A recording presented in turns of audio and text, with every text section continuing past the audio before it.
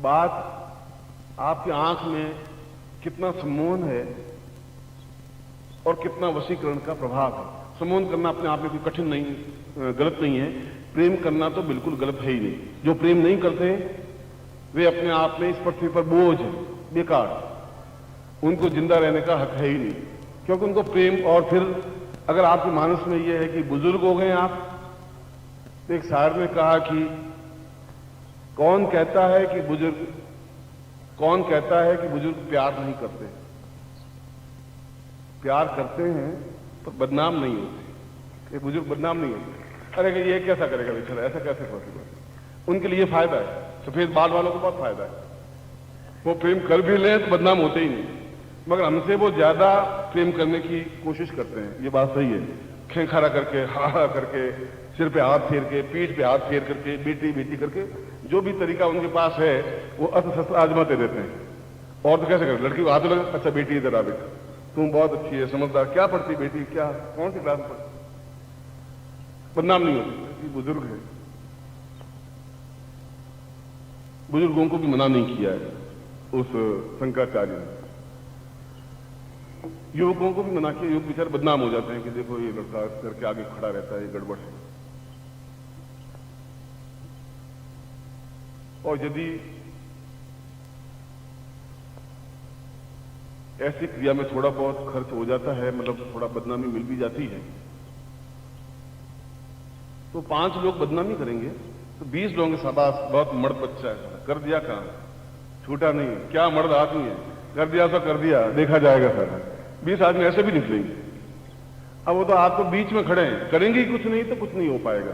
करेंगे तो देखा जाएगा, ये तो हाथ जलेंगे या फिर पार निकल जाएंगे। मगर क्या कोई ऐसी तरीका, क्या प्रेम करना जरूर, इसके ऊपर मैंने एक पूरा ग्रंथ लिखा, किताब लिखी है, फिर दूर कहीं पायल खनकी। मेरे जैसे आदमी लिखे, कई लोगों ने पूछा अब आपको पायल खनकी की क्या जरूरत पड़ गई। मैंने कहा अभी जरूरत अब पड़ी है, अब तो मैं बहुत बिजी था, अब पायल खनकाने की टाइम ही अब आया है। अभी लड़के वड़के संभाल लेंगे तो अपन पायल खनकाते रहेंगे, बोलते रहेंगे। प्यार पे बोलना कोई गुनाह नहीं है, कोई तकलीफ नहीं, किताब वहां है। क्योंकि जितने भी संत हुए हैं, चाहे मीरा हुई हो, चाहे कबीर हुए हो, चाहे सूर हुए हो, चाहे तुलसी हुए हो, सभी ने एक ही बात कही है कि प्रेम करना तो अत्यधिक जरूरी है, आवश्यक है। जितने सन्यासी हुए उन लोगों ने भी एक ही बात कही है, यदि हृदय में प्रेम नहीं है, प्रेम, प्यार, लव, अटैचमेंट, वशीकरण, सम्मोहन, आप उसको कोई भी नाम दीजिए, कोई गलत नहीं है, कोई गुनाह नहीं है। गुनाह तब है जब आप किसी को धोखा दें। गुनाह तब है जब आप किसी के साथ विश्वासघात करें। गुनाह तब है जब आप अपनी आंख आपकी नीची हो। जब कृष्ण की आंख नीची नहीं थी तो 1000 गोपियां उसके चारों तरफ घूमती थी, उसको इस बात की चिंता नहीं थी मैं बदनाम हो जाऊंगा। आज तक बदनाम हुए ही नहीं कृष्ण, इसलिए कि उनकी आंख में सफाई थी। उस किताब में लिखा है कि प्यार क्या है, प्रेम क्या है, प्रेम कैसे किया जाता है, और सम्मोहन की प्रक्रिया क्या है, और आखिर जिसको अंग्रेजी में लव कहते हैं, या जिसको प्यार कहते हैं, या जिसको प्रेम कहते हैं, जिसको प्रणय कहते हैं, आखिर में क्या चीज है, कैसे अपनी आंखों में उस चीज को प्राप्त किया जा सकता है, और किस प्रकार से उसके माध्यम से जीवन में सब कुछ प्राप्त किया जा सकता है। यदि कोई लड़की कहती है कि मेरी शादी नहीं हुई 24 साल की, तो मैं उसके ऊपर आश्चर्य से देख रहा हूं कि तो 24 साल की हो गई है, कोई शादी तेरी नहीं हुई, तो गलती तेरी कहीं न कहीं गड़बड़ गई। क्यों नहीं शादी हुई, सवाल ही नहीं है। 17-18 साल के बाद तो शादी के लिए इंडिया में बहुत है, एक लड़की और 1000 कांटे हैं इस बीच में, इसलिए तुम्हारी कोई शादी नहीं होने में भी तुम्हारी कहीं दोष है। क्योंकि हमने जिस शब्द को अत्यंत घटिया मान लिया, ये हमारे युग का दोष है, ये अंग्रेजी सभ्यता का दोष है। क्योंकि उन्होंने प्यार को एक शारीरिक आकर्षण मान लिया, फिजिकल अटैचमेंट मान लिया। आपका मेरा प्यार हो सकता है, मेरे बिना आप नहीं रह सकते, मैं भी आपके बिना नहीं रह सकता। मैं आपको देखने से मुझे खुशी मिलती है, आपको भी मुझे देखने से खुशी मिलती है, क्या ये प्यार नहीं है? ये भी प्यार है। मैं सुबह पूजा करता हूं और भगवान शिव को आराध्य करता हूं, एकदम से मेरी आंखों में आंसू आ जाते हैं। ऐसा लगता है जैसे मैं साक्षात भगवान शिव को सामने देख रहा हूं, और मैं देख रहा हूं तो गारंटी के साथ भगवान शिव भी मुझे देखते ही होंगे। और हम दोनों का आपस में प्रेम है, रुचि, हम मजाक, हंसी मजाक कर सकते हैं। जिसमें एक दूसरे के साथ बातचीत की जा सकती है। मगर आज का युग और उस द्वापर के युग में डिफरेंस है। युग धर्म जरूरी है। द्वापर युग में कृष्ण पैदा हुए और उन्होंने गोपिकाओं को, गोपियों को शिक्षा देने के लिए जब वो तालाब के किनारे गई और तालाब किनारे अपने सारे कपड़े खोल के रख दिए, फिर नंगी होकर के तालाब में स्नान करने लगी, तो कृष्ण भगवान ने वो सारे कपड़े लेकर के कदम के पेड़ के ऊपर चढ़ गए और बैठ गए ऊपर चढ़ करके। अब वो बेचारी बाहर निकल नहीं सके। ये तो आपने महाभारत, भागवत में और श्रीमद् भागवत में पढ़ा ही होगा। ये तो एक सुनी सुनाई कथा है, प्रामाणिक कथा है। गोपिका कह रहे मैं वस्त्र दे दो, वो कि मैं वस्त्र दूंगा नहीं। वो कि मैं बाहर निकल नहीं सकती, आप कपड़े दो, वो के कपड़े दूंगा नहीं। आधा घंटा लग गया। खैर उसने वस्त्र दिए और उसके बाद में गोपिका निकली। वो तो कोई बात नहीं, वो तो द्वापर युग की बात। आज के युग में तुम में से कोई कृष्ण बने और कोई स्नान करती हो और कपड़े लेकर पेड़ पर चढ़ जाए तो सीधी पुलिस आकर के जेल में डाल देगी। आप कृष्ण भी आज ऐसा कर लें तो कृष्ण को भी जेल में डाल देंगे। उसको ये नहीं कहेगा अच्छा भाई तुम भगवान है, तुम ऐसा कर सकता है, ऐसा नहीं। द्वापर युग में एक अलग सिस्टम था, कल युग में एक अलग सिस्टम है। युग धर्म अलग अलग है। आज आप ऐसा नहीं कर सकते जैसा कृष्ण ने किया कि हमारे भगवान ने किया, हम क्यों नहीं कर सकते। जो भगवान ने किया तो हम भी कर सकते हैं। भगवान को कोई गाली नहीं देता, हमें क्यों गाली दे रहे हो, पुलिस आपकी बात मानेगी नहीं। युग धर्म एक अलग है। इसलिए उन्होंने जिस प्रकार से प्यार किया, प्रणय किया, प्रेम किया, अटैचमेंट किया, उस तरीके से आप नहीं कर सकते। और उसके लिए, और प्रेम के बिना जब जीवन व्यर्थ है, दूसरी तरफ ये कह रहे कि प्रेम नहीं है तब जीवन व्यर्थ है, तो उसके लिए केवल एकमात्र उस शंकराचार्य ने कहा है कि उस स्थिति को, उस क्रिया को, उस मंत्र को, उस साधना को प्राप्त की जाए जिसके माध्यम से वह प्रणय प्राप्त हो, वह प्रेम प्राप्त हो। और यदि आपने आनंद लहरी पढ़ी हो, सौंदर्य लहरी पढ़ी हो, दो ग्रंथ लिखे हैं शंकराचार्य ने, आनंद लहरी और सौंदर्य लहरी। शायद जितना प्यार का उच्च कोटि का, प्यार का एकदम से वर्णन शंकराचार्य ने किया है, ऐसा आज तक घटिया से घटिया कभी ने भी नहीं किया होगा। बिल्कुल खुला, ओपन। एक सन्यासी इतना कामुक वर्णन भी कर सकता है, एक सुनकर के ताज्जुब होता है, पर ताज्जुब हम लोगों को होता है। इसलिए हम लोगों को होता है कि हम प्यार शब्द या प्रेम कहते हैं, सीधी आंख में एक लड़की एक लड़का, बस यही माइंड में आता है। उसने पार्वती का वर्णन किया है और पार्वती के प्रत्येक अंग का, कुछ का भी, स्तनों का भी, हृदय का भी, नाभि का भी, जंघाओं का भी, पैर का भी, चार आंखों का, सबका वर्णन किया है। 3-3, 4-4 श्लोकों में किया है। ऐसा वर्णन किया है कि एक बार पढ़ने पर एकदम से 2 मिनट सोचना पड़ता है कि आगे पढ़ूं कि नहीं पढ़ूं। तो क्या शंकराचार्य गंदा था, घटिया था? हम घटिया हैं इसलिए कि हम प्रेम को समझे नहीं। प्रेम शब्द बोलते ही हमारे अंदर बिल्कुल कई विकार पैदा हो जाते हैं, कई चिंतन पैदा हो जाते हैं। किसी लड़की से प्रेम करना भी कोई गुनाह नहीं है, किसी पुरुष से प्रेम करना भी गुनाह नहीं है, और शादीशुदा भी प्रेम करे तो कोई बुराई नहीं है, बिना शादीशुदा भी प्रेम करे तो कोई बुराई नहीं है। नहीं करते हैं वे जीवन में न्यून इसलिए हैं कि उनको ज्ञान नहीं है। सन्यासी भी प्रेम कर सकते हैं, करते हैं। हमने आपको उदाहरण दिया, विवेकानंद ने भी उदाहरण देकर समझाया, कृष्ण ने भी किया, राम ने भी किया, महावीर ने किया, बुद्ध ने किया। ऐसा संसार में कोई देवी देवता हुआ ही नहीं जिन्होंने प्रेम या प्रणय किया ही नहीं। हमारा चिंतन, हमारा ध्यान, हमारी धारणा गलत है। मगर अगर शंकराचार्य कहते हैं कि यदि प्रणय नहीं है जीवन में तो हमारा जीवन व्यर्थ है, तो वास्तव में जीवन व्यर्थ है। सूखे हुए पेड़ को यदि दूध डाल दें उस पेड़ की जड़ में तो उसमें हरे पत्ते आते ही नहीं, और हरे पत्ते नहीं आएंगे तो उसकी छाया नहीं बन सकती, उसके नीचे कोई विश्राम नहीं कर सकता। आपके नीचे भी कोई विश्राम नहीं कर सकता, क्योंकि ठूंठ की तरह जीवन बन गया है। उसमें सरसता नहीं है, उसमें आनंद नहीं है, उसमें उमंग नहीं है, जोश नहीं है। एक जो चेहरे पर ओज होना चाहिए, एक माधुर्यता होनी चाहिए, वो नहीं है। किसी का याद करें और आंख में एकदम से नूर आने लग जाता है, गुलाबी चेहरा हो जाता है। ऐसा क्यों होता है? यह स्थिति है, यह प्रणय की स्थिति है, यह प्यार की स्थिति है, प्रेम की स्थिति है। फिर भले आप अप्सरा से प्रेम करें, फिर बड़ी यक्षिणी से प्रेम करें, चाहे आप अपनी पत्नी से प्रेम करें, चाहे अपनी प्रेमिका से करें, चाहे मुझसे करें, चाहे किसी सन्यासी से करें, चाहे राम से करें, चाहे कृष्ण से करें, चाहे शिव से करें।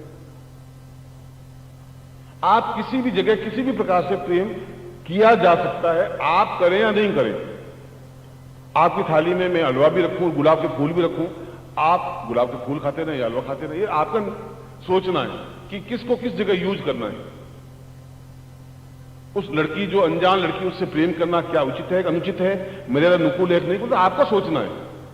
ये आपका विवेक है कि पत्नी के रहते हुए दूसरी प्रेमिका से प्यार करके उसको घर में लाके बिठा देना जरूरी है, ये लड़ाई झगड़ा करना, ये आपका विवेक है। क्योंकि उस प्रेम में विवेक भी होना जरूरी है। कुछ लुका छुपी अगर होगी नहीं तो प्रेम हो ही नहीं सकता। ओपनली तो होता है आई लव यू की तरह। इंग्लैंड वाला खेल तो है नहीं कि पकड़ा इधर आओ यार, I love I am also love, दोनों रवाना हो।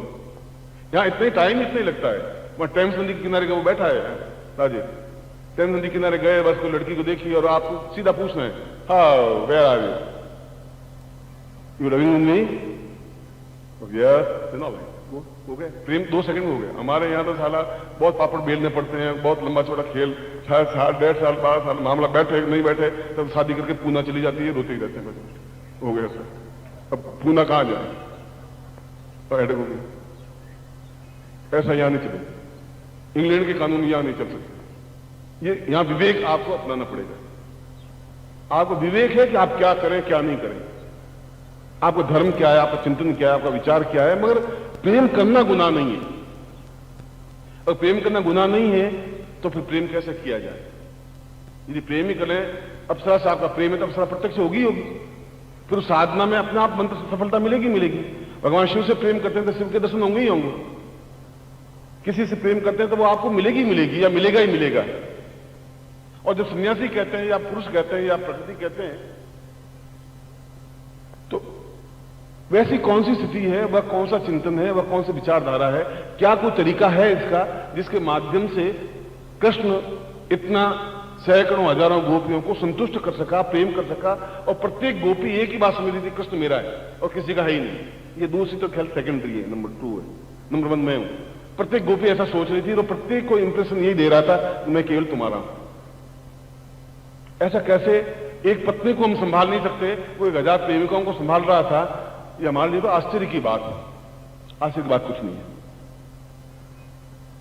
सांदीपन स्तोत्र है, सांदीपन संहिता है, 40 पेज की किताब है। उनके गुरु सांदीपन थे। उन्होंने सम्मोहन या वशीकरण या प्रेम के बारे में 6 श्लोक लिखे और उन 6 श्लोकों में यह बताया है कि वो कौन सी विधि है, वह कौन सा मंत्र है जिसके माध्यम से हम खड़े हों और सामने वाला देखते ही आकर्षित हो जाए। हमें कुछ नहीं करना पड़े, हम आगे चल करके कोई प्रपोजल नहीं रखें, देखिए और आकर्षित हो जाए। हमारे आंखों में, हमारे शरीर में, पर्सनैलिटी में कुछ हो। और यदि आपका ये माइंड है कि पर्सनैलिटी बहुत मोटी ताजी, एकदम 40 साल का जवान या 28 साल का जवान हो तभी प्रेम हो सकता है, तो पर्सनैलिटी का अपने आप में कोई वैल्यू रखती नहीं। बहुत दुबला पतला भी बहुत सफलता से प्यार कर सकता है और बहुत मोटा ताजा भैंसा भी अपने आप में प्यार नहीं कर सकता। प्रेम के लिए शरीर अपने आप में आकर्षित नहीं है। शरीर फिजिकली चीज तो सेकेंडरी हो गई है। मुख्य तो यह है कि आप अगर मुझे देखेंगे, अगर मैं बाहर से आता हूं तो सबसे पहले आपकी नजर मेरी आंखों में पड़ेगी। बाद में आप मेरा कुर्ता देखेंगे, सफेद कुर्ता है, पाजामा है, धोती है, क्या पहना हुआ है, अंगूठी है, ये सब बाद में क्रियाएं होगी। सबसे पहले आपका इफेक्ट मेरी आंखों में पड़ेगा। आप पहले मेरी आंखों को देखेंगे। कोई चित्र भी देखेंगे, आप फोटो देखेंगे तो सबसे पहले उसकी आंख देखेंगे। पहले नजर आंख को ही पड़ेगी आपकी। फिर देखेंगे क्या ड्रेस पहनी हुई है फोटो में, अच्छा ये और क्या है कैसे। इसका मतलब हुआ कि पूरे शरीर में आंख एक ऐसी चीज है जो अपने आप में फर्स्ट हिट देने वाली है, पहला प्रभाव देने वाली है। और यदि आपकी आंख में कोई ऐसी चीज हो कि आपको देखा और वो आपने अपने आप में, फिर उसके बाद कोई सेकंड ऑल्टरनेट रहे ही नहीं, विकल्प नहीं रहे, क्योंकि फर्स्ट दृष्टि आपकी आंख में पड़ेगी। आंख पड़ते ही वो अपने आप में सम्मोहित हो, वशीकरण युक्त हो। उसके बाद में फिर आपकी फिजिक पे जब उसकी नजर ही नहीं पड़ेगी, वही सम्मोहित होगी। फिर आपकी हड्डियां निकली हुई है या कम है, आप टेढ़ा शरीर है, मूछा शरीर है, मूछ है कि नहीं है, या आप लंबे हैं, चौड़े हैं, वो तो सब सेकंडरी चीज होगी। वो अपने आप में कोई वस्तु नहीं रही। इसलिए प्रेम का बेस जो है, प्रेम का आधार जो है आंख है। चाहे आप भी किसी को देखेंगे तो पहले आंख में नजर पड़ेगी, मैं आप भी मुझे देखेंगे या किसी को देखेंगे तो पहली दृष्टि आपकी आंख पर ही पड़ेगी। तो सांदीपन ने श्लोकों में बताया है कि इस क्रिया के माध्यम से उसकी आंखों में वह आकर्षण, वह सम्मोहन, वह वशीकरण, वह क्रिया दी जा सकती है जिसके माध्यम से उसको देखते ही सामने वाला कोई भी जड़ जीव जंगम, यहां तक उसने कहा है, चाहे पक्षी हो, चाहे हिरण हो, चाहे मृग हो, चाहे शेर हो, चाहे घरवाली हो, चाहे पड़ोसन वाली हो, वो तो आपको देखे और अपने आप में उसके मन में वह हिलोर उठे कि मुझे इससे मिलना है, आई वॉन्ट टू टॉक, मैं इससे बातचीत करना चाहता हूं या मैं बातचीत करना चाहता हूं। अब यहां अगर क्रिया हो गई तो उसके बाद में आपका सारा उम्र क्या है, आपकी जाति क्या है, आपका रंग क्या है, आपका कद क्या है, आपकी लंबाई या चौड़ाई, ये सब बेकार चीजें हो जाती हैं। वो अपने आप में इतनी वैल्यू नहीं रखती, वो भी अपने आप में वैल्यू तो रखती हैं। आपकी सुंदर शरीर, सुंदर स्त्री, वो भी है, मगर प्रेम तो हो सकता है। प्रेम के लिए बाकी चीजें गौण है। आपकी आंख अपने आप में महत्वपूर्ण है। उन आंख में वह क्रिया भरे, वह उस श्लोकों में समझाया गया है। और मैं सोचता हूं कि संसार में उससे उच्च कोटि के श्लोक नहीं है। उन श्लोकों के आधार पर सांदीपन ने, जो कृष्ण के गुरु थे, श्री कृष्ण के गुरु थे, उन्होंने उनको सम्मोहन प्रयोग सिखाया। उस द्वापर युग में केवल उसके अलावा और कोई व्यक्ति नहीं था जो इस प्रकार का, वो कौरव भी उनको अपना मार्गदर्शक मानते थे। युधिष्ठिर भी मानता था ये मार्गदर्शक है, भीष्म भी मानते थे, पांडव भी मानते थे, कुंती भी मानती थी, द्रौपदी भी मानती थी, गोपियां भी मानती थी, रुक्मिणी भी मानती थी, मां भी यशोदा भी मानती थी, देवकी भी मानती थी। सब लोग, चाहे कौरव हो, चाहे पांडव हो, चाहे शत्रु हो, चाहे मित्र हो, वो जिधर भी देखता वो सोचता कि कृष्ण हमारे सलाहकार हैं, सखा है, मार्गदर्शक है। दुश्मन तो ऐसा नहीं मान सकता। जब मालूम है कि पांडवों की तरफ है, हमारी तरफ है ही नहीं, तो कौरव कैसे उनके अभ्यर्थना करते, कैसे आ जोड़ते, क्यों उनके चरणों में रहते, क्यों उनकी बात मानते? बात इसलिए मानते थे कि उनके शरीर की बात नहीं थी, उनकी आंख में वो चीज थी, वो लपक थी, वो सम्मोहन था, जिसके माध्यम शत्रु भी उसके वश में रहते थे। ये सम्मोहन, ये लपक, ये क्रिया, ये चीज कैसे प्राप्त हो, इस पर मैं कभी बोला ही नहीं। सन्यासी जीवन में तो बोला, पर वहां भी थोड़ा अपने आप में कंट्रोलिंग बोला। गृहस्थ में तो बोला ही नहीं, क्योंकि बोला तो ये कम से कम मुझसे तो चले ही जाएंगे, मेरे हाथ तो वापिस आने के रहेंगे, क्योंकि ये प्यार के फील्ड में घूमते रहेंगे, वही करते रहेंगे। मगर आज वो बात चली कि क्या चीज है, किसके माध्यम से हम प्रेम कर सकते हैं। और मैं पहली बात नैन ये बोल रहा हूं कि अगर प्यार नहीं है तो जीवन में हरियाली नहीं है, जीवन में मधुरता नहीं है, जीवन में आनंद नहीं है, जीवन में उमंग है ही नहीं। सुबह उठे, स्नान किया, पत्नी को एक दो गालियां दी, पत्नी ने हमको गालियां दी, उसने हाथ में थैला पकड़ा है, सब्जी लेते आना वापस आते समय, और चले गए हम नौकरी पर, एक टिफिन दे दिया, खाना वाना खाया, गालियां दो अफसर की सुनी, हम बुनबुनाए, साला बेकार है, साला कैसा अफसर बैठा है, ये मरे ही नहीं, साला पिंड नहीं छोड़ेगा, ये छुट्टियां देगा नहीं मुझे। शाम को वापस घर में आया, खाना खाया, सो गए, बस खत्म। इसके अलावा आपके जीवन में सरसता कहां है, कौन सी मधुरता है, कौन सा हास्य है, उमंग कहां है, जोश क्या है? मैं तुम कहूं तुम हंसो, मुस्कुराओ, तुम हंसोगे कहां से? है ही नहीं, तुम्हारे जीवन में नहीं, तो कहां से हंसोगे तुम? मेरा कहना बेकार था है, क्योंकि तुम्हारे जीवन में वो चीज नहीं है जिसको प्रेम कहते हैं, वो संभव नहीं है हुआ। इसलिए मैं कहूंगा तो आप एक नकली दांत खोल के थोड़ी सी मुंह चौड़ा कर दोगे, मैं सोचूंगा आप मुस्कुरा गए, वापिस आप वैसा वैसे खड़े हो जाओगे जैसे आप थे, ओरिजिनलिटी। मेरे कहने से भी आपके चेहरे पर मुस्कुराहट नहीं आ सकती, ओज नहीं आ सकता, उमंग नहीं आ सकती, और नहीं आ सकती तो आपका जीवन, आप खुद सोच लीजिए आपके जीवन में क्या प्राप्त हुआ। उमंग ही नहीं है, जोश भी नहीं, आनंद भी नहीं, मस्ती भी नहीं है, तो फिर कव्वाली, ये गजल, ये शेर, ये शायरी, ये सब कुछ आपकी जिंदगी में तो कुछ मतलब ही नहीं। फिर नृत्य, ये गान, ये सब कुछ बेकार है। और जिसको जीवन में कुछ प्राप्त नहीं होता वो दूसरों को गालियां देता रहता है। प्रेम करना या प्यार करना या प्रणय करना अपने आप में गुनाह है ही नहीं। और यदि आंख में वह वशीकरण, वह सम्मोहन क्रिया है, तो आपके पत्नी के बीच में लड़ाई झगड़ा हो ही नहीं सकता। सबसे बड़ी प्रॉब्लम तो वो पत्नी है आपके घर में, बाकी तो हेडेक ही नहीं है, और वो हेडेक मिट नहीं सकता, उसको आप घर से निकाल नहीं सकते। वो जावे नहीं, मरी जावे नहीं, मरे तो बात सोती सोती जा सकती है, खड़ी खड़ी नहीं जा सकती, लेटी हुई जा सकती है। अब क्योंकि एक बार घर में ले आए, अब करें क्या? उसको समझाएं तो समझे नहीं, मनाएं तो मनाए नहीं, बात करें तो करें नहीं, क्योंकि उसमें यह हक है कि बस मैं पत्नी हूं और पतिव्रता हूं। और पतिव्रता उसको कहते हैं जो पति को व्रत कराती रहे, एकादशी का व्रत कर, पूर्णिमा का व्रत कर, आज ये व्रत कर, जो व्रत जबरदस्ती व्रत कराती रहे वो पतिव्रता है। जो पतियों को व्रत कराती है वो पतिव्रता। बाकी पतिव्रता की कोई परिभाषा नहीं है, सिर्फ इतनी परिभाषा है। हम किस प्रकार से उस खूंखार शेरनी को वश में करें,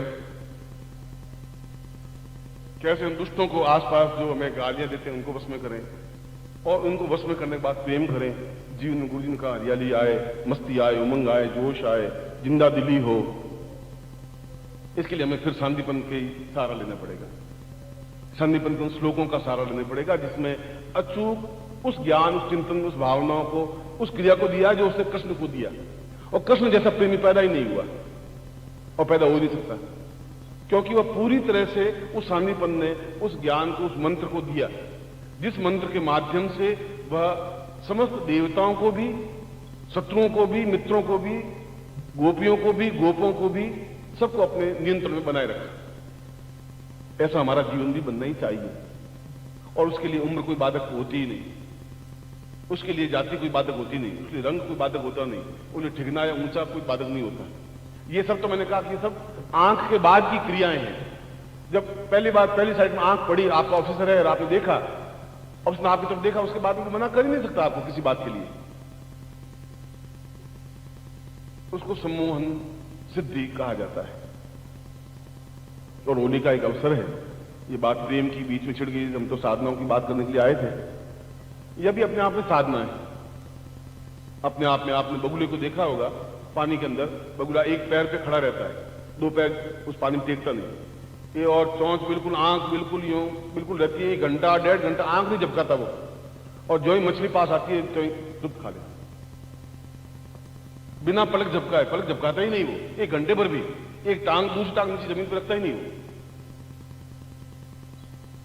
हमारे जीवन में भी यदि ये प्रसंग छिड़ा है और होली का अगर पर्व है, ऐसा पर्व, इस पर्व पर तो ये साधना अपने आप में महत्वपूर्ण। मैंने ये बताया था शांतिपन के पहले श्लोक में ये लिखा है कि जिसमें नक्षत्र वेद हो, जिसमें उल्लास, उसमें उल्लास शब्द बोला। होली को उल्लास, उल्लास के बाद अपभ्रंश होता हुआ होली शब्द बना, होली के बाद में होली शब्द बना। जो उल्लास के दिन हो, उन दिनों में यदि यह प्रयोग किया जाए तो अपने आप में पूर्ण सम्मोहन प्रयोग संपन्न होता है। ऐसा श्लोक ऐसा करना चाहिए। फिर शांतिपन 5 महीने रुका रहा। कृष्ण को उस दिन दीक्षा दी जिन होली का पर्व था या होली के पर्व के आसपास। प्रारंभ में मैंने आज का प्रवचन प्रारंभ करने से पहले कहा कि आप मुस्कुराहट के साथ खड़े रहे, मगर मैं जानता था कि आपकी मुस्कुराहट की क्षणिक है, क्योंकि आपके अंदर वो प्रेम की रचना बनी नहीं, आपके अंदर वो तंतु नहीं बने जिसके माध्यम से प्रेम किया जा सकता है। और प्रेम करें और हम खड़े रहें और लोग प्रेम करें। हम प्रेम करें कि नहीं करें वो सब सेकेंडरी चीज है। हम खड़े और लोग प्रणय करें, प्रेम करें, हमारे पीछे घूमें, हम बोले उसको आज्ञा पालन करें, हमारी आंख में वो ताकत और क्षमता आ जाए। इस प्रकार की साधना को सम्मोहन साधना या सम्मोहन प्रयोग कहते हैं। और यदि बात चली है, आज शाम को 100% मैं आपको सम्मोहन प्रयोग करवा ही दूंगा, गारंटी के साथ में मैं आपको आशीर्वाद देता हूं। गेयंती गात्रत्मा इति संगीत। गीत का मतलब या संगीत का मतलब यह है कि जो हमारा गात्र है, हमारा शरीर है, वो अपने आप में वापस प्रफुल्लित हो जाए और वापस तरोताजा हो जाए, उसको संगीत कहते हैं। और ऐसा कर दे उसको संगीतकार कहते हैं। जो बिल्कुल एक आदमी मस्त हो जाए, झूमने लग जाए, एहसास होने लग जाए, ऐसा ही व्यक्ति हृदय वाला होता है। जो शुष्क पाषाण होते हैं, सूखे हुए काठ होते हैं, उनमें न हरी पत्तियां आती हैं, न फूल आते हैं, न फल आते हैं, न मुस्कुराहट आती है, न छल आता है, कुछ होता ही नहीं। सरस हृदय, अनुरक्त हृदय हुई होना चाहिए। हर समय एकदम तनावग्रस्त या भक्ति के मार्ग में या ऐसा नहीं चलता। ऐसा कोई भक्त पैदा हुआ ही नहीं जिसने प्रेम नहीं किया हो, झूमा नहीं हो, नाचा नहीं हो। चाहे सूर को देखें, चाहे तुलसी को देखें, चाहे मीरा को देखें, चाहे कबीर को देखें, चाहे नानक को देखें, सभी लोगों ने अपने जीवन में उन ऊंचाइयों पे पहुंचे, तब हृदय कमल विकसित हुआ है।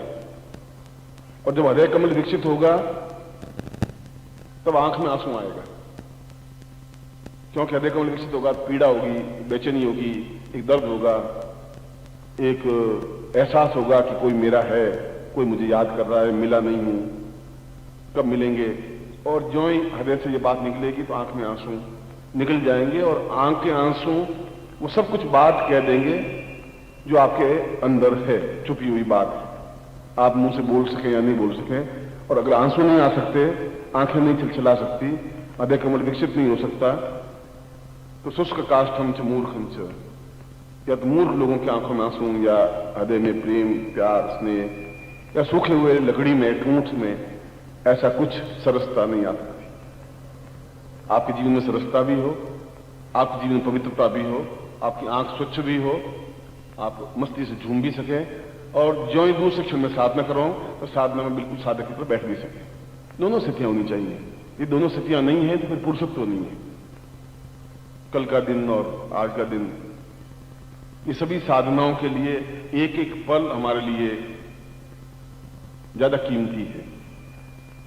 प्रत्येक क्षण का उपयोग करना हमारे जीवन का धर्म, नियति है, और हम जीवन में वह सब कुछ प्राप्त कर लें।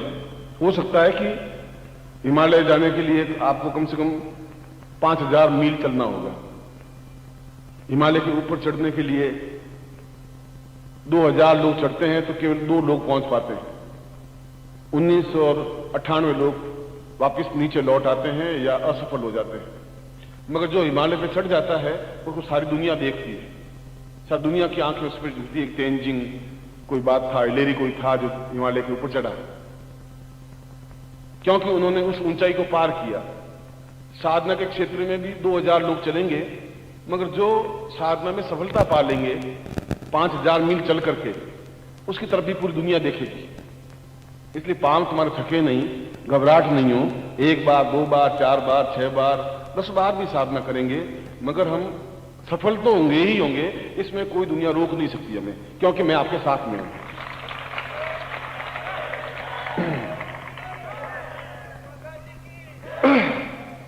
मैं भी आपकी तरह शिष्य था, शिष्य भी नहीं था, मैं तो एक सन्यासी सा बना और घूमा। मुझे भी शुरू में एक सन्यासी मिले, बहुत ऊंचे थे, उच्च कोटि के, और वास्तव में गुरु थे। दीक्षा तो मैंने सच्चिदानंद जी से बहुत बाद में ली थी, और उन्होंने जो मुझे साधनाएं दी तो 3.5 साल तक कोई अनुभूति नहीं हुई, कोई मालूम ही नहीं पड़ा कि साधना में सफलता मिल भी रही है कि नहीं मिल रही है। और लास्ट में मैं बिल्कुल मेंटली ऐसा हो गया कि मुझे सफलता नहीं मिल सकती, बेकार टाइम बर्बाद करना है, इससे अच्छा घर जाएं, कहीं अध्यापक बन जाएंगे, जिंदगी पार लग जाएगी, इसमें कोई फायदा नहीं है। साधना हो ही नहीं सकती है, होती ही नहीं है। और मैंने उनको कहा कि मुझे विश्वास नहीं होता कि मैं साधना में सफलता पा सकूंगा। शुरुआत मेरी थी, तो उन्होंने एक ही लाइन कही कि या तो ये शरीर तुम्हारा गिर जाएगा, समाप्त हो जाएगा, या साधना में सफलता पा लेंगे। दोनों में से एक रास्ता चुनना है। या तो शरीर का मोह मत कर, खत्म हो जाएगा, सब मांस गल जाएगा, केवल हड्डियां रह जाएंगी, तब भी बाद में वापस मांस उसके ऊपर आ सकता है। इसलिए वो चिंता, जब तक मांस पूरा नहीं गल जाए तब तक तुम साधना करते रहो, जब तक बिल्कुल हड्डियों का ढांचा रह जाए तब तक भी साधना करते रहो। साधना सिद्धि मिलेगी मिलेगी मिलेगी, तो पूरी दुनिया तुम्हें देखेगी। वो लाइन मुझे आज भी याद है। और उसके 2-3 महीने बाद, 4 महीने बाद पहली बार साधना में सफलता मिली। मगर पहली बार साधना में सफलता मिलने के बीच में 3.5 साल तक तनाव, टेंस, भ्रम, बहुत कुछ रहा। मगर जब तक कोई दोष मेरे या मेरे पूर्वजों के या कोई छल किसी प्रकार का रक्त में रहा होगा, तो साधना में थोड़ा विलंब हुआ। इसका मतलब ये नहीं है कि साधना में सफलता मिलती ही नहीं है। उसमें धैर्य, बहुत अधिक धैर्य, असीम धैर्य की आवश्यकता होती है। मगर एक बार जब सफलता मिल जाती है तो दूसरी, तीसरी, चौथी, 5वीं, फिर कहीं कोई न्यूनता नहीं। उसके बाद तो मैं हर महीने 1-2 साधनाएं सिद्ध कर लेता था, सफलता पा लेता था। फिर दूसरे संन्यासी यहाँ गया। मेरा कहने का मतलब है कि कई बार आदमी बीच में आकर के छोड़ देता है। कई बार ऐसा होता है कि हम साधना के 98% पर हैं और कोई पाप कर्म ऐसे बीच में आते हैं, छोड़ देते हैं, या कुछ होता तो है नहीं, छोड़ो। जबकि 98% पर आ गए, केवल 2% और आपको बढ़ना है, और उस समय हम छोड़ देते हैं। इसलिए उस बात का तो ध्यान हमें रखना ही है कि अगर ये मांस चला भी जाएगा तब भी कोई बात नहीं, मांस तो वापस आप महीने 2 महीने भोजन करेंगे तो वापस मांस तो चढ़ जाएगा, ये तो देह की नियति है। मगर साधना को छोड़ दी तो साधना वापस नहीं प्राप्त हो सकती। आपके परिवार में भी आपका कोई सम्मान नहीं होगा, समाज में तो क्या ठीक है, आप हैं बस है, सैकड़ों लोग हैं, आप भी हैं। मेरे पड़ोस में किशनलाल रहता है, आपको परिचित नहीं, मुझे परिचित नहीं। मगर ऐसे सन्यासी विशुद्धानंद जी हैं, उनका नाम आपको भी मालूम है, मुझे भी मालूम है। विवेकानंद पैदा हुए, आपको भी नाम मालूम है, मुझे भी मालूम है, जबकि मैं उसकी जाति का नहीं, उसका गोत्र का नहीं, उसका मेरे को रिश्ता नहीं, न भाई न मां न बाप, मैं बुद्ध से कोई लगता नहीं था। मगर चूंकि वो हिमालय के ऊपर चढ़े हुए हैं, बुद्ध हुआ, महावीर हुए, कृष्ण हुए, राम हुए, नानक हुए, ईसा मसीह हुए, जो भी हुए, हिमालय पर चढ़े हुए हैं तो पूरी दुनिया देख रही है। आज 2500, 2000, 5000 वर्ष बाद भी हम देखते हैं कि विवेकानंद अपने आप में अद्वितीय व्यक्ति थे, या शंकराचार्य जैसा व्यक्ति नहीं हो सकता। आपके जैसा भी दूसरा व्यक्ति पैदा नहीं हो, आप हो और आपके जैसा ही हो, ये आपके जीवन की विशेषता होनी चाहिए।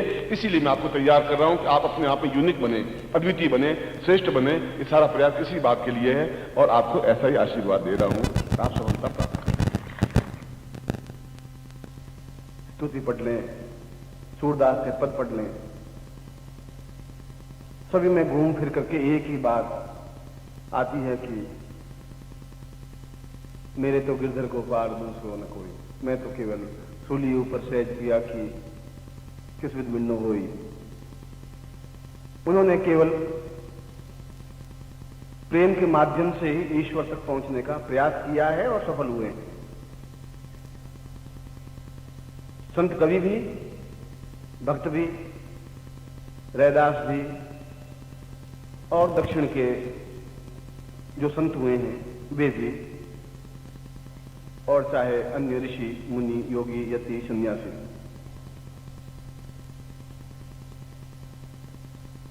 मैं ये नहीं कहता हूं कि इसके अलावा कोई रास्ता है ही नहीं। इसके अलावा भी रास्ता है, हठ योग का रास्ता है, और वे अपने शरीर को सुखा देते हैं, केवल पत्ते खाकर ही कुछ समय बिताते हैं, साल 1.5 साल, बिना पानी पिए 5, 7, 10 दिन बिताते हैं, एक पैर पर खड़े होते हैं। हठ मीन्स जिद, यह भी एक रास्ता है। औगढ़ भी एक रास्ता है, जो इंसान में रहते हैं, मुर्दों के ऊपर बैठते हैं और साधना करते हैं। मगर ये सभी साधनाएं व्यक्ति को एक नीरस बना देती है, ठूंठ बना देती है।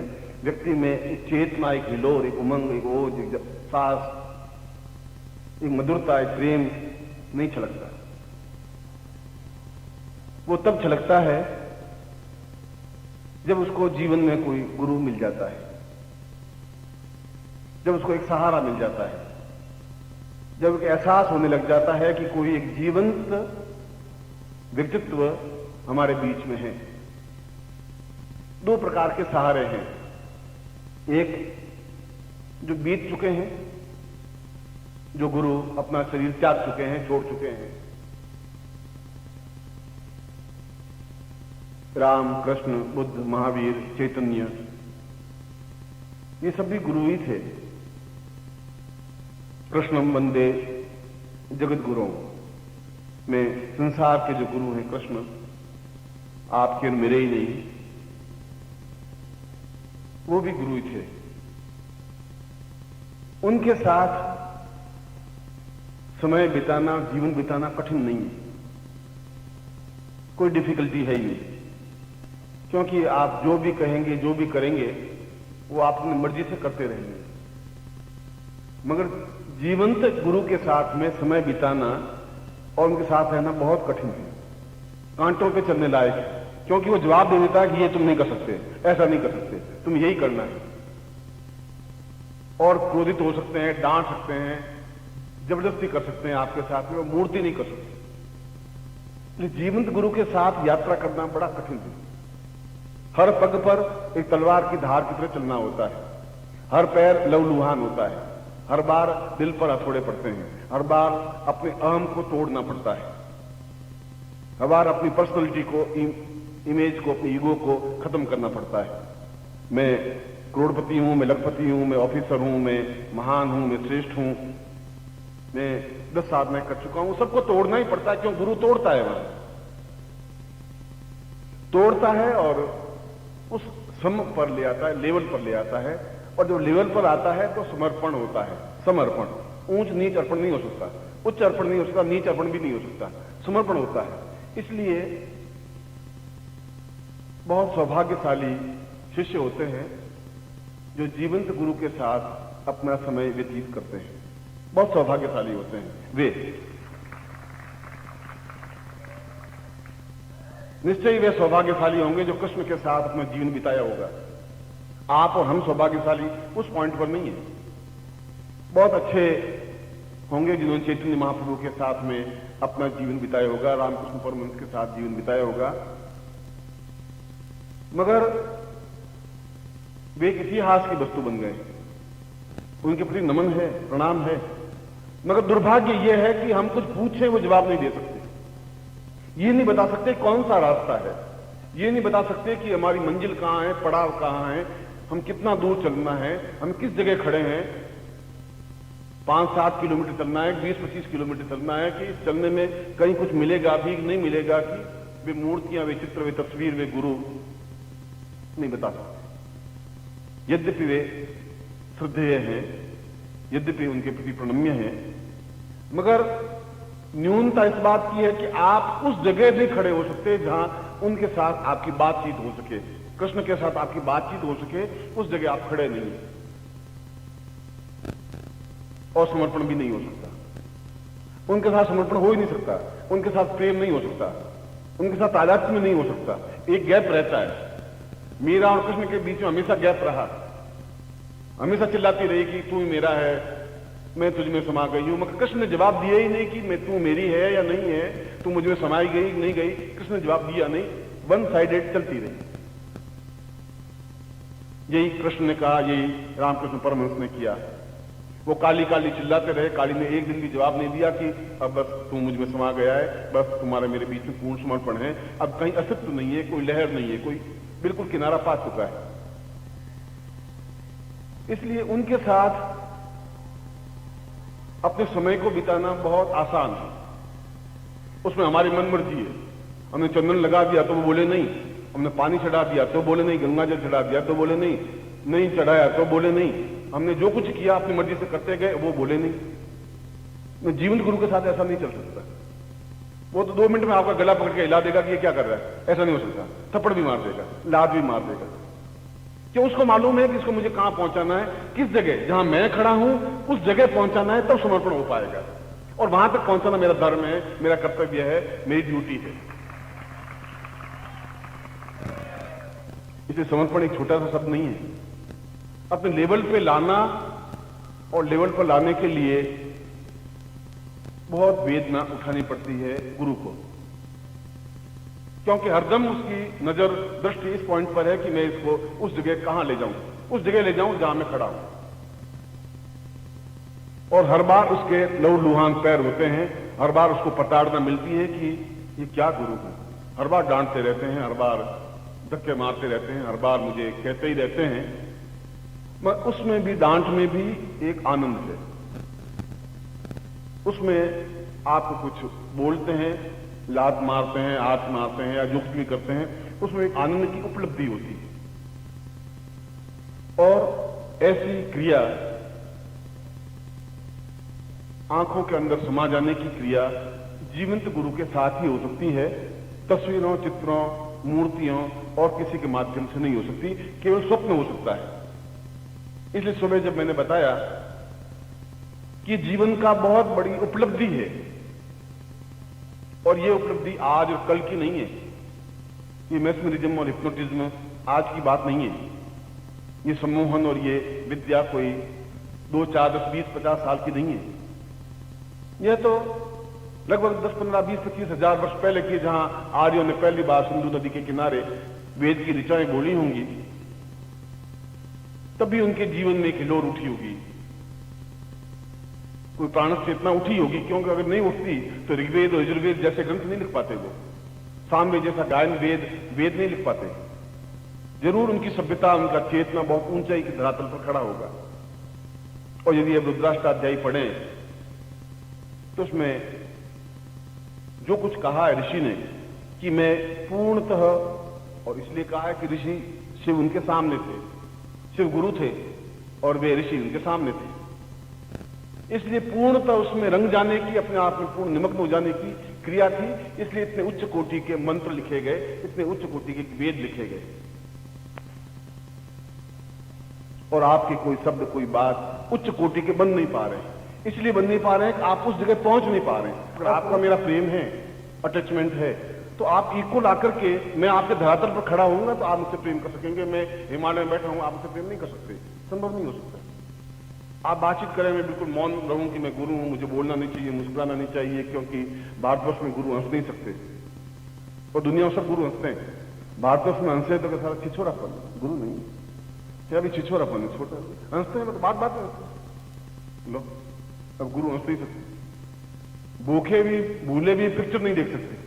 गुरु ने सिनेमा घर गए नहीं और सब सत्यानाश हुआ नहीं। गुरु जी आप क्या, आपको सिनेमा घर में देखा है, आपको, आप क्या मुंह से बोलते हैं, हमने देखा है आपको सिनेमा घर में जाते हुए। अरे भाई, तो सिनेमा घर में गए, क्या पाप क्या मैंने कर दिया, कोई अपवित्र क्या हुआ?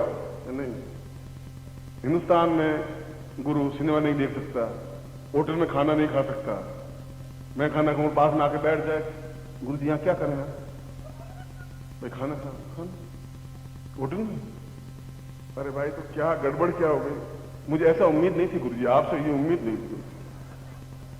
मैं आज से आपका शिष्य नहीं हूं, देख लिया। यहां केवल गुरु मर सकता है और कुछ नहीं कर सकता। और जिसने बहुत ज्यादा सताया होगा किसी को, वो गुरु बनता है।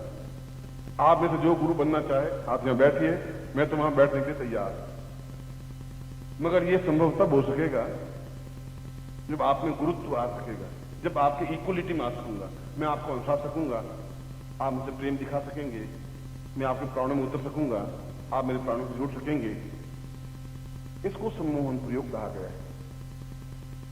और सुबह मैंने अपने प्रवचन को इसी सम्मोहन प्रयोग के माध्यम से हम संपूर्ण विश्व को कैसे आकर्षण में बांध सकते हैं। पृथ्वी से हम जुड़े हुए हैं इसलिए कि पृथ्वी में गुरुत्वाकर्षण है। अगर वो गुरुत्व आकर्षण नहीं है, गुरु आकर्षण, वो गुरुत्व आकर्षण है, तो हम पृथ्वी को छोड़ भी नहीं सकते। हर समय जिंदा हैं तब भी, जन्म लेंगे तब भी, मरेंगे तब भी, पृथ्वी को नहीं छोड़ सकते, क्योंकि उसमें गुरुत्व भी है, उसमें आकर्षण भी है। और यदि आकर्षण है तो कोई आपको छोड़ नहीं सकता। यह अलग बात है कि प्रत्येक चीज का सदुपयोग और दुरुपयोग दोनों होते हैं।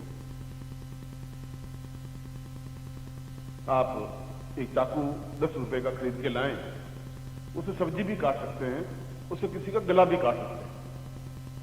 ये चाकू बेचारा कुछ नहीं बोल रहा है, ये तो आपके ऊपर डिपेंड है कि आप उसका उपयोग कैसे करते हैं, विवेक क्या है। इस विवेक के लिए भी गुरु की जरूरत है। वो गुरु आपको समझाएगा कि ज्ञान की या उतनी स्टेज का आपको ज्ञान दे, चेतना दे, जहां आप दूसरों को अपने अनुकूल बना सकें, दुरुपयोग नहीं कर सकें, उपयोग कर सकें। और संसार में कोई भी चीज दुरुपयोग नहीं है, प्रत्येक चीज उपयोगी है। जो भी आप करते हैं वो सही है। यदि आप शिष्य हैं, यदि आप साधक हैं, वो गलत काम कर ही नहीं सकता, और गलत काम कुछ होता ही नहीं। मैं आपको देखूं, इसमें कोई गलत है नहीं, और मैं होटल में जाके खाना खाऊं शुद्ध सात्विक, तो कोई पाप नहीं है। और मैं सिनेमा घर में चला जाऊं तो कोई पाप नहीं है। और कभी पैंट पहन करके अगर आपको मैं प्रवचन दूं तो उसमें कोई पाप नहीं है। हमारी आंखें कमजोर हैं, हमारा चेतनी कमजोर है, विचार कमजोर है, धारणा कमजोर है, क्योंकि पिछले 5000 वर्षों में उन्होंने धोती पहन करके ही प्रवचन दिए, और गुरु की एक स्पेशल चीज बन गई धोती। धोती पहनी, गुरु बन गए। पैंट पहनी, ठीक है, पैंट पहन के घूमते हैं गुरु जी। अरे भाई, कपड़े से क्या फर्क पड़ गया, पैंट पहने तो मेरा ज्ञान कहां खत्म हो गया। मगर नहीं, आपकी नजर से गुरु गए, उस दिन से गए कि गुरु जी बस ठीक है। गुरु जी तो पैंट पहन के घूमते रहते। और यदि एक पैंट के मैं 2 टुकड़े कर दूं, निकर बना दूं, तो फिर उसके बाद तो मेरे पास आएंगे नहीं। बहुत कठिन क्रिया है गुरु बनने की। उससे भी कठिन क्रिया है आपको साथ में गतिशील करने की। मगर मेरा ये धर्म, मेरा ये कर्तव्य है कि मैं कुनेन की गोली भी आपको दूं तो चक्कर में लपेट करके दूं, तो आप निकल सके। देनी तो है ही कि मलेरिया बुखार उतारना है आपको। गोली आप खाएंगे नहीं कुनेन की, बहुत कड़वी है, मेरी ये साधनाएं बहुत कड़वी हैं, एकदम से उतरती नहीं। कौन मंत्र जाप करे, कैसे करे, मैं उसको शक्कर में लपेट करके मुझे आपको देनी ही पड़ेगी।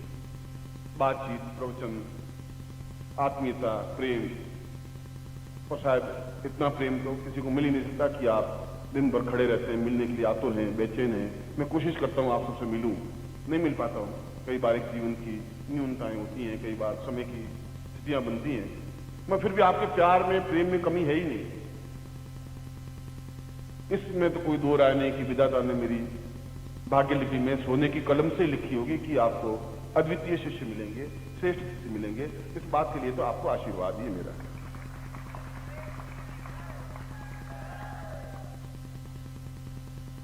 और इसीलिए मैंने सम्मोहन और वशीकरण, सम्मोहन का मतलब है अपने मोह में उसको आत्म कर देना, और अपने मोह में उसको तो बांध देना, और स्वयं मोह न, खुद में मोह कुछ हो नहीं, बिल्कुल किनारे पर खड़े रहे। खुद भी उसमें अगर लिप्त हो गया, अगर गुरु शिष्य आकर के लिपट जाए और गुरु भी लिपट जाए बीच में, चल बेटा तुम भी क्या मैं भी क्या, चलो लिपट रहे हैं, गुरु लिपट रहे हैं, शिष्य लिपट रहे हैं, दोनों लिपट रहे हैं, लोग देख रहे हैं बस, और कोई शिष्य आकर लिपट गई और गुरु भी लिपट रहे हैं, आप खुद सोच सकते। इसलिए उसने कहा सम्मोह न, वो मोहन है तो आप मोह नहीं करें, आप खड़े रहें, तटस्थ रहें, ये गुरुत्व है। ये जीवन की श्रेष्ठता है, ये जीवन की उच्चता है। इसलिए सुबह में जो आपको बता रहा था कि ये प्रयोग तो तुमने और मैंने नहीं किया, ये कृष्ण ने भी किया, राम ने भी किया, विश्वामित्र ने भी उसको सबसे पहले, अगर वाल्मीकि रामायण पढ़ा हो, उसमें लिखा है कि राम तुम तब तक विजय नहीं बन सकते जब तक तुम्हारी आंखों में आकर्षण नहीं आ पाएगा, जब तुम्हारे आंखों में सम्मोहन नहीं आ पाएगा तब तक तुम विजय नहीं बन सकते। केवल अयोध्या के राजा बन सकते हो, शासन कर सकते हो, पूरी दुनिया को अपने पीछे नहीं घुमा सकते, मोहित नहीं कर सकते, विजय नहीं बन सकते। जब विश्वामित्र जैसा योगी यही बात कहता है, जब सांदीपन जैसा ऋषि ये बात कहता है, जब बुद्ध ये बात कहता है कि मेरी आंखों में एक सम्मोहन की अथाह करुणा है, दमपद के पहले ही पद में, जब महावीर कहता है कि जिनवाणी में ये कहता है कि मैं उस दिन मुझे केवल ज्ञान प्राप्त हुआ जिसमें मेरी आंखों में अथाह प्रेम पैदा हुआ, जिसकी था नहीं। ये आंखों की वासना की परत हट करके अथाह प्रेम कैसे पैदा हो सकता है? वासना तो एक परे चीज रह जाती है, उसमें तो वासना में तो सुगंध भी है, दुर्गंध भी है। यदि आप गलत काम कर रहे हैं, गलत काम में धोखा दे रहे हैं, विश्वासघात कर रहे हैं, तो ये न्यून है। यदि आप दो टूक साफ बात कहते हैं कि मैं शादीशुदा हूं, तो इच्छा है तो लो कर, नहीं इच्छा तो प्रेम मत कर, मैं हूं, मेरे बच्चे हैं, मेरी है, अब देख ले, तुम खुद सोच ले, और उसके बाद भी अगर प्रेम होता है तो उसमें कोई दोष नहीं है। मगर आप उसका दुरुपयोग करते हैं तो गलत है। कोई भी चीज का उपयोग और दुरुपयोग बिल्कुल एक कांटे की धार पे चलता है। इसलिए सम्मोहन प्रयोग को आज उनके सूर्य ने उस बात को छेड़ दिया, बाकी मैं सम्मोहन प्रयोग दे ही नहीं रहा था। इसलिए नहीं दे रहा था कि आज से 10-11 साल पहले एक बिहार का एक लड़का आया था 24-25 साल का, अच्छा सुंदर, और ऑफिस के बाहर एक पैर पे खड़ा हो जाता। मैं सुबह 8 बजे ऑफिस खोलता, दरवाजा खोलता तो एक टांग पे खड़ा हुआ, और ऐसा अभ्यास करके आया हुआ था कि एक टांग पे ही खड़ा रहता है। 9, 10, 11, 12, 1, 1:30, 2 बजे तो एक टांग पे। मैं शुरू में यूं निग्लेक्ट करता रहता हूं, महीने, 2 महीने तक, 4 महीने तक, 6 महीने तक। मैं घास फूस होगा तो अपने आप खत्म हो जाएगा, मौसमी फूल वूल होंगे तो ये खत्म हो जाएंगे, सदाबहार फूल होंगे तो अपने आप पकड़ लेंगे, देख लेंगे। इसलिए 5-6 महीने तो उनको टेस्ट करते रहते हैं। तो 5-7 दिन मैंने तो याद दिया ही नहीं, वो एक टांग पे खड़ा रोज। 3 महीने बीत गए। 3 महीने मैंने उसको कुछ कहा नहीं, उसने भी मुझे कुछ बोला नहीं, और मैंने कहा भाई क्या बात है, तो उसने कहा बस यूं करके एक पैर पे खड़ा है। उनका ये भी अच्छा साधक है और इसको साधना मुझे देनी चाहिए, क्योंकि 3 महीने तक, 90 दिन तक यदि वो, मैंने एक दिन बुला के पूछा, मैंने कहा क्या बात है, तुम कहाँ के हो? तो बिहार का हूँ। मैं बोलते क्या सीखना चाहता? उनका मैं वशीकरण प्रयोग सीखूं। और गुरुजी में ऐसी कोई बात नहीं, बस सिखाएं तो सिखाएं, नहीं तो मैं पूरी जिंदगी एक टांग पे खड़ा रहूंगा, रात को सो जाऊंगा, सुबह आके एक टांग पे खड़ा रहूंगा। माता ने कहा कि 3 महीने हो गए, मैं रोज देखती हूँ एक टांग पे खड़ा रहता है, आखिर समझदार है, आपको सम्मोहन प्रयोग सिखा देना चाहिए। वशीकरण प्रयोग में क्या है, ये तो ज्ञान है, ज्ञान सिखाने में क्या आपत्ति है? मेरा आपत्ति तो कुछ नहीं है। तो मैंने उसको सम्मोहन प्रयोग की पहली स्टेज और दूसरी स्टेज, तीसरी स्टेज नहीं सिखाई। तीसरी स्टेज का मतलब है कि आप पत्थर पे भी सम्मोहन करें, पत्थर भी आपको पीछे पीछे चलने लग जाए। तो सीखा, और जिस दिन मैंने उसको पूरी ज्ञान चेतना दी, उसके दूसरे दिन वो गायब हो गए, आए ही। मैंने कहा बिहार का पक्का है तो बिहार है, इसमें कोई दो राय नहीं, ये कंफर्म हो गया। 20-25 रोज मेरे पास पुलिस का वारंट आया कि आपको बिहार आकर के और समस्तीपुर में आकर के गवाह देनी कि आपने जुर्म किया है। तो बिहार में गए नहीं 10 साल से, ये साला क्या जुर्म हो। वो गया घर, वो घर जाकर के एक सरपंच की लड़की थी, उससे प्रेम कर रहा था, और उसने जाकर के उसके ऊपर सम्मोहन किया। लड़की उसके पीछे पीछे घूमने लगी, वो घूमती, वो घर में जा, लड़की घर में, वो बाहर निकल, लड़की बाहर। अब गांव में तो ये बातें 3 सेकंड में फैल जाती है, शहर तो मान लो फिर भी कुछ नहीं, पार्क में जाकर के प्रेम चौंच भिड़ा के आ गए, या कहीं होटल में जाके चौंचे भिड़ा के आ गए, मगर अब गांव में कहां चलेगी ऐसी बात। वहां से मतलब पुलिस ने पकड़ा, पुलिस ने पीटा, उसने साला क्या तुम कहां से? उनका मेरे गुरुदेव जोत में बैठे, उन्होंने सिखाया है। अच्छा, ये सब गुरुदेव ने सिखाया क्या? कैसे लड़की को कंट्रोल फंसाना चाहिए, ये सब गुरुदेव ने सिखाया है। उसने दे दिया बयान। गुरुदेव कौन है, जोत में रहते हैं, क्या नाम है? सिंह वाली, हाईकोर्ट कॉलोनी जोधपुर, सीधा वारंट आ गया। मैंने पत्नी को मैंने कहा देख, मैंने सोचा साला ये आया कहां से, क्या बात है, कोई पॉइंट मेरे पास नहीं, बिहार गया नहीं, कोई लड़की का चक्कर नहीं। मैंने कहा कि ऐसा तो हो ही नहीं सकता। अब बहू में हंसेंगी बैठी बैठी कि लो ये बाहर जाते हैं तो ये तो खेल दूर से खेल के आते हैं, तुम्हें मारे जाएंगे, घर में बता नहीं सकते। सुबह सुबह एसपी साहब घर पे आए, परिचित थे। उसने कहा कि सीमा जी आपसे बात करनी है। मैंने कहा बोलिए। उसने कहा कि ये लड़की का लफड़ा क्या है? मैंने कहा कोई लफड़ा है, कोई लफड़ा है कोई कि नहीं? बिहार में आप गए थे क्या? मैं गए नहीं गए होंगे। अबे मैं गया ही नहीं, तो ये लड़की के चक्कर क्या है? इसमें केस में बिल्कुल लिखा है कि आपने फंसाया। मैंने कहा मुझे दीजिए। मालूम पड़ा उस लड़के का नाम, उसने कुछ ऐसा किया था। उनको मैंने बताई बात कि ये मेरी गलती हो गई थी, मैंने सम्मोहन को सिखा दिया था, और उसका मैं ये दशा भुगत रहा हूं। आपको ठेठ आकर के यहाँ आना पड़ा, 2 कप चाय आपको पिलानी पड़ी मुझे, बाकी मैं काय के लिए उनको घर में बुला था। वापिस मेरे दिन 12 साल बाद वापस घूमते हुए आज वापस आए, वापस मैं आपको सम्मोहन प्रयोग सिखा रहा हूं।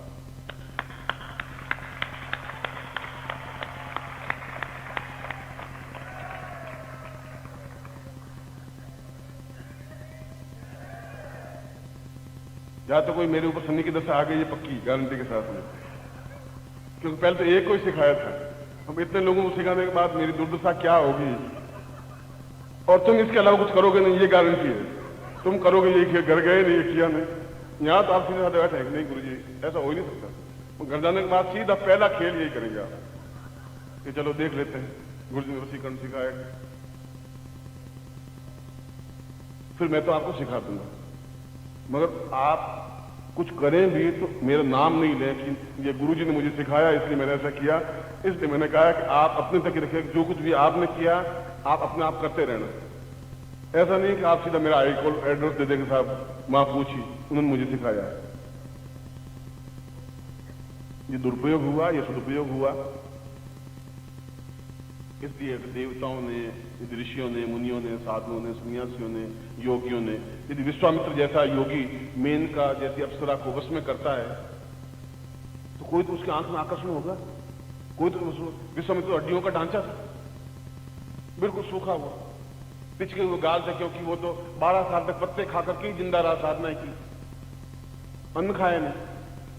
और वो ऐसा सूखी हड्डियों का ढांचा अगर मेनका को वश में कर लेता है तो जरूर उसकी आंखों में कोई बात ऐसी होगी, और वो आंखों में आकर्षण था, एक वशीकरण था, एक सम्मोहन था। इसलिए विद्या कोई भी गलत नहीं है, उपयोग क्या है उस पर डिपेंड है। चाकू की कोई गलती नहीं है, आप उसका उपयोग कैसे करते हैं। और जीवन की श्रेष्ठतम साधना कोई है तो सम्मोहन साधना है, क्योंकि देवताओं को भी उससे हम सम्मोहित कर सकते हैं, अप्सराओं को भी संबोधित कर सकते हैं, मनुष्यों को भी कर सकते हैं, घर के पशु पक्षियों को भी कर सकते हैं, पत्नी को भी कर सकते हैं, पति को भी कर सकते हैं, नौकरों भी कर सकते हैं, अफसरों को भी कर सकते हैं। कहीं किसी भी फील्ड में हम ही विजयी होंगे, ये गारंटी हो जाती है। ये जीवन की बहुत बड़ी उपलब्धि है, ये जीवन की बहुत बड़ी महानता है। हम किसी के पीछे घूमे नहीं, लोग हमारे पीछे घूमे, हमारा चेहरा देखने के लिए, हमसे बातचीत करने के लिए, एक मिनट में बात हो जाए तो अपने आप के जीवन को सौभाग्य समझने के लिए ये उपलब्धि है। और ये उपलब्धि किताबों के माध्यम से नहीं मिल सकती। मैंने भी लिखा है, आज से 25 साल पहले किताब लिखी थी, प्रैक्टिकल एब्सोल्यूटिज्म, नाटक वाटक उसमें सब कुछ लिखा था और किताब 3-4 लाख किताबें भी की। मगर ये सब एक प्रैक्टिकल थिंकिंग है, प्रैक्टिकल भी है और साधनात्मक भी है, जो मैं आज आपको उपयोग जो समझाने जा रहा हूं कि किस प्रकार से पूरा शरीर अपने आप में सम्मोहन बन जाए। वशीकरण दूसरों को करें, सम्मोहन अपने शरीर को इतना अधिक आकर्षक बना दें कि दूसरे हमें देख करके रुक जाए, ठिठक जाए, देखे, बात करने के लिए तरसे, हम जो कुछ कहें वो करें, ये सम्मोहन। और फिर भी हम एकनिष्ठ रहें, अपने आप को डिगाएं नहीं, अपने आप को कहीं कीचड़ में, कहीं न्यूनताओं में घसीटे नहीं, अपने आप पे कंट्रोल रखें, अपनी आंख में विकार नहीं आए, जो चाहे वैसा हो। ये मंत्रों के माध्यम से भी संभव है, क्योंकि मंत्रों के माध्यम से पूरा शरीर चैतन्य हो सकता है, और पूरा शरीर चाहे कैसा भी हो, क्योंकि सम्मोहन में मैंने सुबह भी बताया था कि सम्मोहन या वशीकरण में केवल आंख का ही प्रभाव है, शरीर अपने आप में बहुत छोटी चीज रह जाती है, शरीर का बहुत बड़ा रोल जिंदगी में नहीं रह पाता। वह ज्ञान, वह चेतना सम्मोहन प्राप्ति के माध्यम से, सम्मोहन क्रिया के माध्यम से संभव है और अत्यधिक सामान्य, सरल है। जब तक ज्ञान नहीं है, जब तक टेलीविजन पड़ा है, मुझे ज्ञान नहीं है कहां बटन दबाना चाहिए, कहां चैनल घुमाने चाहिए, तब तक वो 20,000 का भी बिल्कुल बेकार है मेरे लिए, क्योंकि मैं उसको कैच नहीं कर पाएगा। एक बटन दबाना है, पर कौन सा बटन दबाना है, ठीक इस प्रकार सम्मोहन में कौन सा मंत्र जाप करना है, किस प्रकार से करना है, किस विधि से करना है, किस सामग्री के साथ करना है, सामग्री का, शरीर का, मंत्र का अपने आप में पूरा एडजस्टमेंट है। मंत्राधीनास्थ देवता, मंत्र के अधीन देवता है, और देवता जो कुछ हम प्रदान करना चाहें, जो देने वाले हों, हम जीवन में जो कुछ प्राप्त करना चाहें, ये विद्या, ये ज्ञान बहुत अधिक था और भारतवर्ष का एक अद्वितीय ज्ञान था, अद्वितीय चेतना थी। और गुरु सबसे अंत में अपने शिष्य को यह ज्ञान देकर के विदा करता था कि तुम विजयी भव, जीवन में प्रत्येक क्षण जहां भी तुम जाओगे सर्वत्र यह सब पताका तुम्हारी फहरेगी, तुम कहीं पर भी न्यून नहीं बन पाओगे। उस मंत्र के माध्यम से भी, उस प्रयोग के माध्यम से भी उसको किया जा सकता है। मैं इस प्रयोग को आपको करवा रहा हूं। उससे पहले सुबह मैंने आपको एक मंत्र दिया था, मनोवांछित कार्य सिद्धि मंत्र। उस मंत्र के लिए भी मैंने कहा था कि आपको 2 प्रकोष्ठ समय मिले तो 4 माला या 5 माला या 6 माला मंत्र जाप करें, इसलिए कि उस शरीर में ऊर्जा पैदा कर सके, सुंदर के अंदर चेतना पैदा कर सके। यदि हम गाते हैं तो हम एकदम से ताली बजाने लग जाते हैं, हाथ अपने आप उठ जाते हैं, उन शब्दों का आपके ऊपर सीधा प्रभाव पड़ रहा है। मंत्र का भी आपके ऊपर प्रभाव, शब्दों का प्रयोग पड़ता है तो मंत्र का भी पड़ेगा। यदि मैं आपको इसमें से किसी को भी गाली दूं, मां की गाली, तो एकदम से खड़ा हो जाए गुस्से में, लाल सुर्ख, और हाथ में किताब या पत्थर होगा तो उठा लेगा फेंकने के लिए। मैंने क्या किया? मैंने तो एक शब्द बोला और उसको उत्तेजित कर दिया। उसके मेरे बीच में 10 फुट की दूरी है, फिर भी उस शब्द ने ऐसा इफेक्ट किया कि वह खड़ा हो गया, क्रोधित हो गया और मारने के लिए तैयार हो गया। शब्द एक छोटा ही था और मंत्र भी भले छोटा ही है, मगर वह भी सीधा इफेक्ट करता ही है, जैसे वो गाली या जैसे मुस्कुराने की बात या हंसने की बात अगर मैं करूं तो आप हंसेंगे। आप मेरे से इतनी दूरी पर हैं, मगर मैं हंसी की बात करता हूं आप हंसने, मैं आपको गुदगुदाता नहीं, मैं हंस जाते हैं सब कुछ, क्योंकि मेरे शब्दों का वो प्रभाव आप पे पड़ रहा है। गाली दूंगा तो उसका भी प्रभाव पड़ेगा। तो आपके मेरे बीच में एक चीज है, उसको शब्द कहा गया है, शब्द को ब्रह्म कहा गया है। ब्रह्म जो कि मैं स्वयं हूं, अहम ब्रह्मास्मि। मैं अपने आप को पूर्ण ब्रह्ममय बना सकूं, मेरे वचनों में, मेरे शब्दों में अपने आप में ओजस्विता आए, मैं कहूं और वह हो, यह वरदान कहलाता है। मैं कहूं और मिट्टिया मीट हो जाए, वो श्राप कहलाता है। मगर बीच में वह व्यक्तित्व खड़ा रहे जो कि संयम के साथ में अपने शिष्यों को ज्ञान या चेतना दे, डांटे, फटकारे, लात मारे, थप्पड़ मारे, मगर उसको ज्ञान दे दे। और इसीलिए मैंने प्रारंभ में कहा था कि जीवंत गुरु के साथ समय बिताना जीवन का सौभाग्य है, मगर बहुत कठिन है। ये डगर बहुत डिफिकल्ट है, ये रास्ता बड़ा कंटकाकीर्ण है।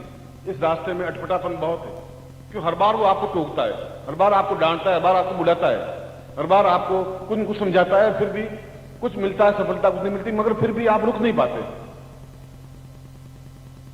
ये आपका मेरा संबंध है। इसलिए यह जो मैंने मंत्र दिया था, आप लोगों में से कई लोगों ने मंत्र जप नहीं किया है, तो रात्रि को फिर आपको 4 माला मंत्र जाप, सुबह जल्दी उठेंगे और वो जो सुबह मंत्र दिया था मैंने आपको, ऐं क्लीं श्रीं, उस मंत्र की 4 या 5 या 6 माला मंत्र जाप करना है, क्योंकि कल उस पर प्रयोग करवाऊंगा।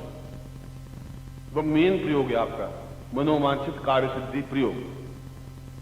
मेरा मन जो भी इच्छा रखता है, जो उसकी इच्छा है, और प्रत्येक इच्छाएं अलग अलग है,